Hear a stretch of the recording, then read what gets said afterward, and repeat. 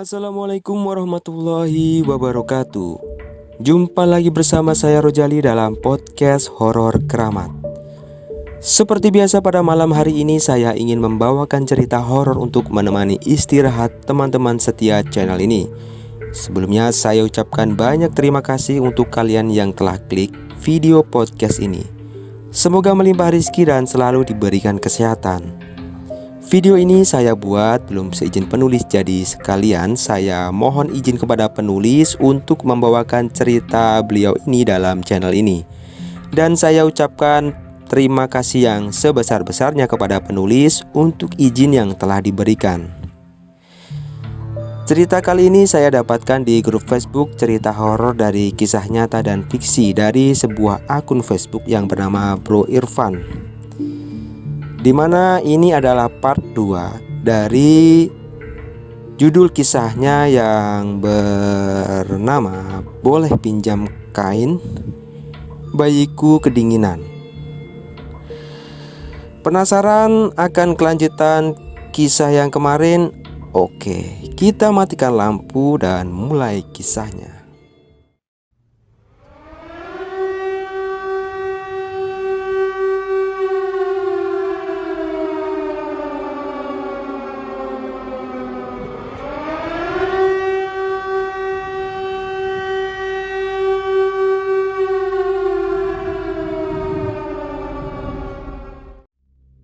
Yuyun pun nekat melompat ke sungai, dan ketika petugas desa itu datang ke sumber suara, sudah tidak ada apa-apa dan menganggap warga yang memancing itu hanya mendengar suara kuntilanak.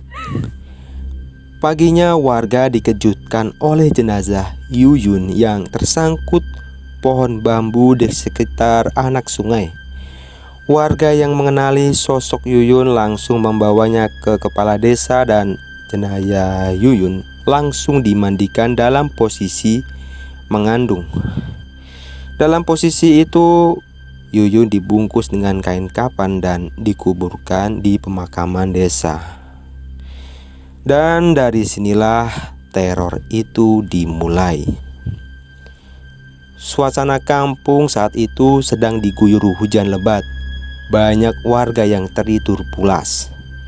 Beda halnya dengan Bu Muji yang kala itu sedang membersihkan belalang tangkapannya. Ia membersihkan di belakang rumah agar besok paginya bisa dijajakan di pasar. Saat sedang membersihkan belalang, Bu Muji mendengar seperti suara tangisan bayi dari kejauhan. Bu Muji menganggap itu bayi dari salah satu warga di kampung ini. Keesokan malamnya giliran petugas ronda yang mendengar tangisan bayi yang tiada henti. Petugas ronda itu sebut saja namanya Mamat dan Udin. Din, dengar gak? Jar Mamat. Dengar kayak suara bayi nangis, kok jauh ya? Ya udah, mungkin bayi salah satu warga di sini kali ya. Ya udah, kita lanjut ronda lagi, ujar Udin. Sudah 5 hari warga kampung mendengar suara tangisan bayi dan warga pun mencari tahu siapa yang memiliki bayi. Anehnya, tak ada satupun warga yang memiliki bayi di kala itu. Di malam itu warga menjadi gempar akibat suara tangisan bayi yang terdengar setiap malam. Selang beberapa bulan kemudian, salah satu warga, sebut saja Mang Asep, pulang dari berdagang ubi bakar keliling kampung. Jam menunjukkan pukul 1 dini hari. Mang Asep beres-beres gerobaknya di pekarangan rumah. Setelah beres, Mang Asep nonton TV dan minum kopi buatan istrinya. Di sela-sela suara TV, ia mendengar suara tangisan bayi dari kejauhan. Ia pun mematikan TV untuk memastikan suara tersebut. Benar saja, Mang Asep memastikan kalau suara itu berasal dari halaman rumahnya. Perasaan tetangga gak ada yang punya anak kecil. Mang Asep pun keluar untuk mengecek keadaan. Pas Mang Asep membuka pintu, ia dikejutkan dengan munculnya sesosok perempuan. Dengan suara lirih, sosok itu meminta sebuah kain untuk bayi yang ia gendong. Mang Asep hanya bisa berdiri kaku melihat kejadian itu. Mang Asep melihat sosok itu sekitar 2 menit, yang kemudian sosok itu menghilang menjadi kumpulan asap putih. Setelah itu Mang Asep memberitahu istrinya yang sedang di kamar. Namun ironisnya istrinya tak percaya begitu saja apa yang dikatakan Mang Asep. Istrinya menganggap bahwa Mang Asep hanya halusinasi karena lelah berdagang keliling kampung. 2 hari berlalu, Mang Asep beraktivitas seperti biasanya. Ia berkeliling kampung, namun pikirannya tak bisa melupakan kejadian di malam itu. Mang Asep pun sempat bercerita ke tetangga apa yang ia alami, dan para warga menganggap mungkin sosok itu yang menyebabkan suara tangisan bayi di setiap malam terakhir. Desas-desus tetangga pun kini mulai ramai tentang isu sesosok perempuan yang menggendong bayi dan meminta kain untuk bayinya. Ada pula warga yang tak percaya dan hanya menganggap cerita itu hanyalah cerita fiksi belaka.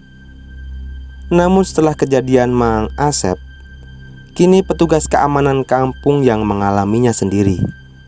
Ketika di pos ronda, Mamat, salah satu petugas ronda, sedang menyeduh kopi dan menyetel radio. Malam itu lumayan sepi, padahal baru jam 9 malam.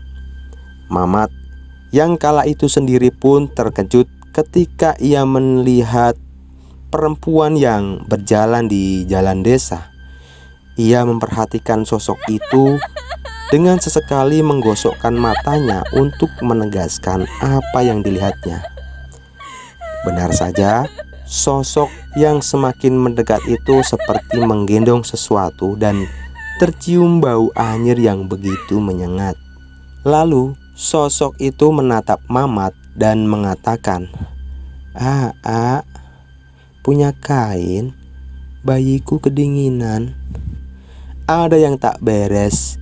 Mamat pun berlari ke rumah salah satu warga. Ia menggedor-gedor pintu salah satu warga yang terbuat dari kayu. Suara yang ditimbulkan tidak hanya membangunkan warga yang diketuknya, tapi membangunkan warga yang ada di sekitarnya. Warga pun bertanya, "Ada apa? Tumben malam-malam mampir?" "Itu saya melihat sendiri apa yang dilihat Mang Asep kemarin-kemarin." "Emang ngelihat apa?" ujar salah satu warga. "Itu ternyata benar apa yang dikatakan Mang Asep kemarin. Ngelihat ada perempuan gendong bayi malam-malam. Tapi ngelihat sendiri kalau bayinya udah dikafani. Terus perempuan itu minta kain katanya buat bayinya yang kedinginan.